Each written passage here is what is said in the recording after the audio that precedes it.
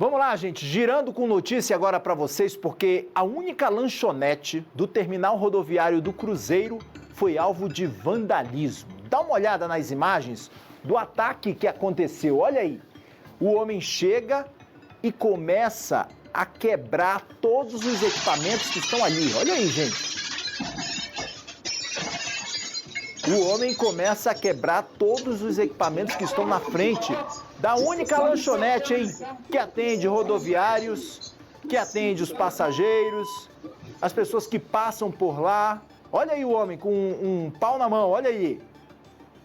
O homem com um pedaço de pau na mão acaba quebrando todos os equipamentos dessa lanchonete. A Débora Rodrigues foi até lá para entender melhor essa história e vai explicar tudo pra gente. Olha o homem no ataque de fúria. Que é isso, gente?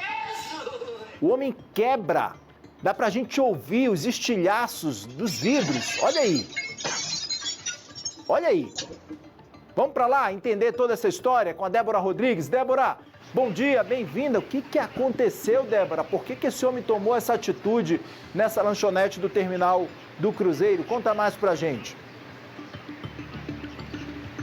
Enzo, bom dia para você e também para quem nos acompanha. Este homem é uma pessoa em situação de rua. Esse caso aconteceu na semana passada, onde ele estava brigando com outras pessoas em situação de rua aqui no terminal mesmo. No momento em que ele sai dessa briga, em depoimento à Polícia Civil, ele disse que foi agredido por outras pessoas em situação de rua com um pedaço de madeira.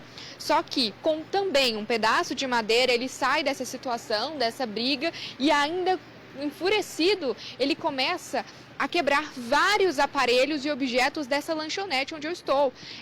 Aqui onde vocês podem ver é a estufa em que ele quebrou. A estufa ficava dentro da lanchonete. Ele, com esse pedaço de madeira, acabou quebrando essa estufa e vários outros objetos dessa lanchonete. Aqui desse lado a gente consegue ver que nessa bancada, aqui ao lado, foi onde essa estufa estava e onde também ele quebrou alguns objetos. Era neste local em que também estavam alguns funcionários, que ficaram assustados com toda a situação, com medo, saíram correndo. A polícia militar precisou ser acionada e, além disso, o momento em que ele quebra todo esse equipamento, ele está sangrando porque ele tinha acabado de ser agredido por outras pessoas em situação de rua, Segundo ele, em depoimento à Polícia Civil, ele fez tudo isso depois dessa briga para tentar chamar a atenção da Polícia Militar. Essa é a versão dele. Quem está aqui ao meu lado é o Cristiano, que é o dono aqui do estabelecimento. Como é que foi o momento em que ele quebrou os equipamentos? Então, ele teve uma briga aqui atrás com outro morador de rua e bateram nele, ele também bateu no cara e tal. Ele entrou dentro do terminal ensanguentado. Quando ele entra aqui com um pedaço de pau, ele quebrou o bebedor de água e já veio direto para cá, para o lanchonete, começou a quebrar as coisas, quebrou a vitrine, quebrou uns vasilhos, quebrou um monte de coisa, forno e tudo. E de imediato o funcionário me ligou. Eu liguei para o batalhão, já para comandante lá, de imediato já veio a viatura, mas não deu tempo de conter a pessoa. Quando ele terminou de quebrar aqui, ele ficou parado. Chegou a polícia e tal, eu cheguei junto. E o que acontece? Naquele momento eu fiquei meio chateado mesmo, porque do prejuízo material, de todo aquele transtorno, dele machucar os funcionários, machucar os clientes e tudo. E fizemos ocorrência, fomos para a delegacia, todo aquele transtorno. E o que acontece? Eu até dei uma entrevista ontem, mas eu gostaria de deixar claro o seguinte: eu fiquei assim meio que chateado, não com a situação dele ter quebrado. De imediato eu fiquei. Mas quando eu fui refletir, eu falei, poxa, será que ele é realmente um bandido? Será que ele merece ser taxado como criminoso, alguma coisa? E vim fazendo minhas orações ontem de manhã, de madrugada. Encontrei ele na rua, até te mandei o vídeo, O que acontece? Eu parei o carro e fui falar com ele. Poxa, percebi que ele não é aquele bandido. Não estou falando que ele seja uma pessoa boa, mas ele tem transtornos.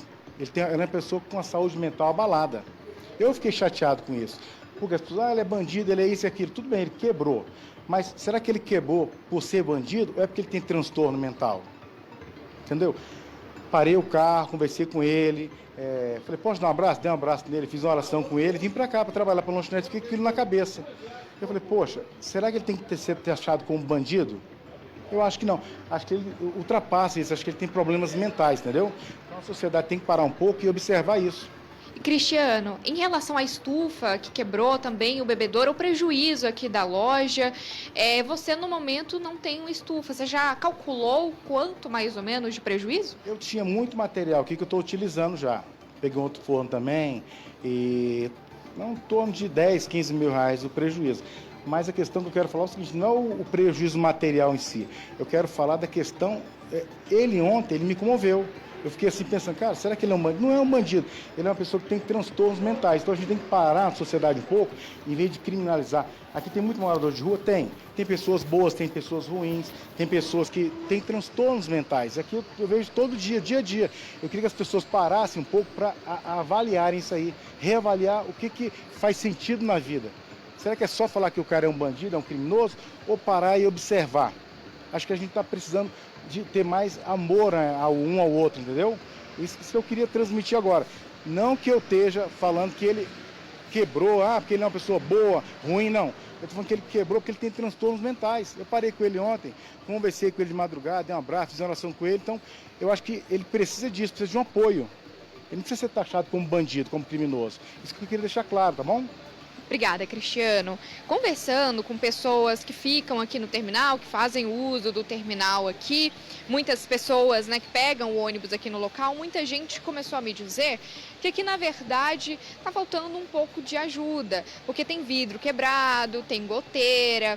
Nós solicitamos uma nota para a Secretaria de Transporte, que informou que tem cuidado aqui do espaço. Vou pedir para o meu cinegrafista mostrar uma parte aqui ao lado, que a gente consegue ver um vidro quebrado. De acordo com pessoas que trabalham aqui, este vidro quebrado já faz um tempo que está dessa forma e até o momento não foi consertado. Olha o estado em que o vidro está no momento, né? E além disso, tem várias goteiras aqui, a gente consegue ver alguns baldes que funcionários colocam aqui para que não fique escorrendo muita água no chão, né? Um perigo, né, para as pessoas escorregarem, molha até os bancos onde as pessoas costumam sentar para esperar os ônibus. Em nota, a Secretaria de Transporte e Mobilidade informou que o filtro de água que essa pessoa, né, em situação de rua, acabou quebrando no momento em que ele em fúria, né, começou com um pedaço de madeira a quebrar vários objetos na lanchonete, inclusive esse filtro de água que é público, é para as pessoas usarem, beberem água. Ele foi levado para manutenção. A Secretaria também informou que tem realizado manutenção no local constante, incluindo a reposição de vidros. Mas como a gente viu, parte ainda dessa manutenção não foi concluída, a gente viu agora há pouco o vidro quebrado. Também informou que há um projeto de manutenção completa aqui do terminal, mas que está aguardando recursos financeiros para começar essa nova obra. Volto com você, Quinzô. Débora, a gente ouvindo o relato do Cristiano, que é o dono da lanchonete, né, que foi a principal vítima de danos materiais diante desse ataque que aconteceu, é interessante a gente fazer essa reflexão que o Cristiano nos faz, desse olhar cuidadoso que ele teve, apesar de ter um prejuízo girando em torno de 10 até 15 mil reais, como ele falou, ele disse que o homem tem transtornos visíveis, mentais, que ele conversou com esse homem, viu que o homem estava transtornado, estava numa situação de extrema vulnerabilidade social mesmo. Depois ele encontrou com esse homem que fez esse ataque, conversou também com o homem. Mas diante de uma situação como essa, é importante também, né, Débora, que a equipe de saúde faça uma fiscalização, faça uma fiscalização de rotina, passe por algumas regiões do DF. O terminal do Cruzeiro é um terminal extremamente movimentado, onde também a gente percebe que há um movimento muito grande de pessoas em situação de rua, que estão ali numa extrema vulnerabilidade, até no Cruzeiro também, a gente passando por algumas quadras, por alguns parquinhos do Cruzeiro, a gente consegue perceber que há dependentes químicos, dependentes de alcoolismo também, que acabam ficando nas ruas numa situação de vulnerabilidade mesmo e que precisam muitas vezes também de um acolhimento e de um atendimento médico, porque isso exige tratamento, né? Se a pessoa tem um transtorno mental, se ela tem um transtorno de vício em álcool ou em drogas, ela precisa de um tratamento, ela precisa de um acompanhamento e a Secretaria precisa também fazer esse movimento. A gente sabe que já é feito também em alguns pontos da cidade, mas fica esse alerta aí para essa região do Cruzeiro, que a gente está mostrando inclusive agora nas imagens para vocês, a quantidade de pessoas que acaba circulando pela região, tanto Cruzeiro quanto Sudoeste também, acaba ficando ali na rua mesmo, passando o dia, passando a noite, frio, chuva muitas vezes. Ah, mas a pessoa está nessa situação porque ela quer. Não, gente, ninguém fica numa situação dessa porque quer, né? Ou pouquíssimas pessoas ficam numa situação dessa porque quer. São pessoas que estão passando por algum transtorno e que muitas vezes precisam de um atendimento médico, precisam de um acolhimento num CAPS da vida mesmo para receber esse tratamento e às vezes voltar para casa, voltar para o mercado de trabalho, ser reinserido na sociedade. É essencial que esse olhar cuidadoso aconteça não só para as pessoas de uma forma geral, como o Cristiano, que teve um olhar muito sensível que a gente ouviu, como também para as autoridades de fazerem essa retirada, não compulsória, mas sim de convencimento, de mostrar para essas pessoas que ali não é o melhor lugar para que elas fiquem mesmo, né, Débora? Exatamente, Kinsley, você falando, né, aqui nessa região tem muitas pessoas em situação de rua. Enquanto eu estive aqui apurando todo esse caso, eu vi várias pessoas em situação de rua, conversei com um, inclusive, que tinha acabado de voltar do hotel social, ele não chegou a tomar café da manhã aqui, mas o dono do estabelecimento, né, que teve esse prejuízo, acabou cedendo um café da manhã para esse senhor. E aqui, o que todo mundo fala é que tem muitas pessoas em situação de rua e de vez em quando acontece deles brigarem, né? Como o dono explicou, essa pessoa especificamente que fez toda essa situação com um pedaço de madeira, quebrou objetos aqui do local e também da lanchonete dele, ele aparentava estar em um estado mental um pouco, em situação mental, né? Uma dificuldade mental. Até porque, pela situação, uma pessoa em sã consciência não vai quebrar vários objetos em um local público.